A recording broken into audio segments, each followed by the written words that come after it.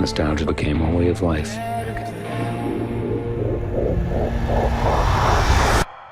Nothing is more addictive than the past. So we just got the release of Reminiscence starring Hugh Jackman, and it was a refreshingly good film. Hey everyone, welcome back to the channel. My name is Brandon, and this is Film Flare, where we discuss anything and everything that makes film and television great. So be sure to subscribe, and let's talk about a great film. Was she running from the past? Or racing back towards it?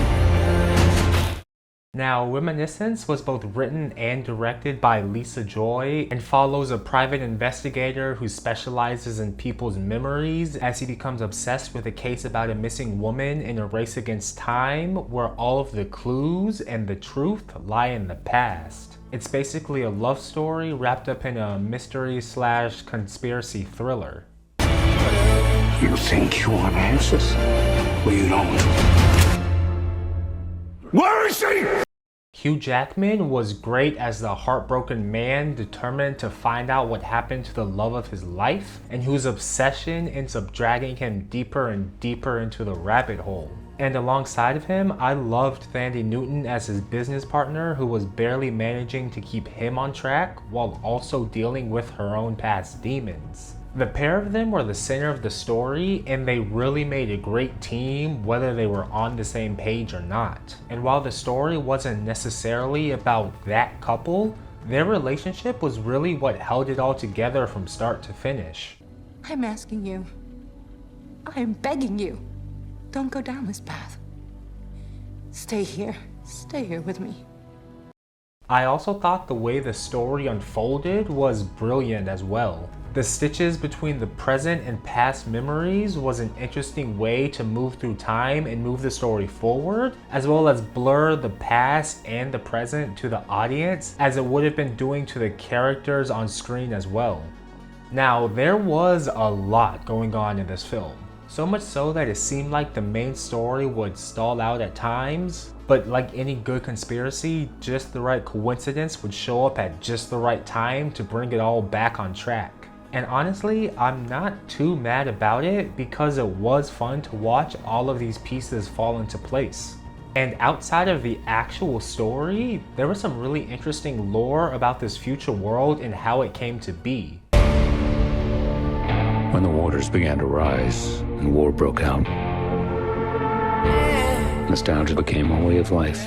There were some interesting mentions about a war, internment camps, and a global catastrophe that reset the world order and even changed the way people lived their day-to-day lives. The story doesn't really get too much into it, and I guess exploring that past would have blown up this already nearly 2-hour-long runtime. And I'm not saying that I need or even really want a prequel for this movie, but this story was just packed with so many interesting details to help build the world and give it character.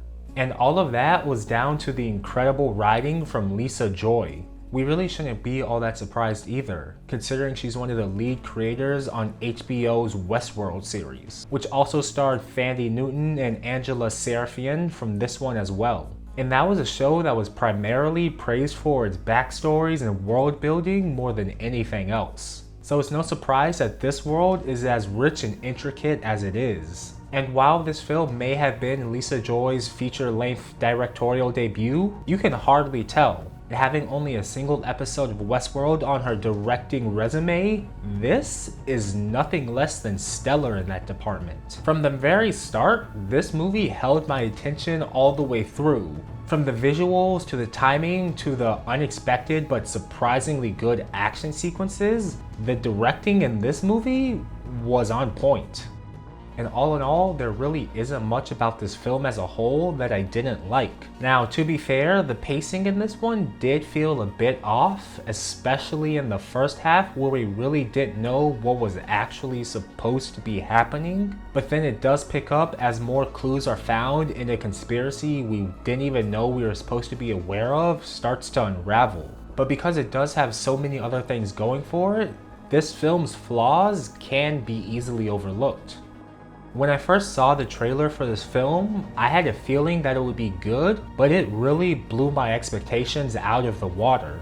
It was a really good film in nearly every aspect, and honestly one of the best overall films in its genre I've seen for a while. It's not perfect, and no film really is, but I think this one gets really close. It's an entertaining film with great actors playing great characters and a story that serves them all as well as the audience watching. But what are your thoughts on Reminiscence? Let me know in the comments below. It's available now in theaters and for streaming on HBO Max. But before you go and watch that, please do be sure to give this a like and subscribe for more reviews like this. We've got new content coming out every week. But until next time, have a great day and don't forget to watch a great movie. Bye.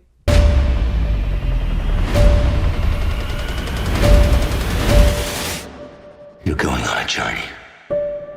All you have to do is follow my voice.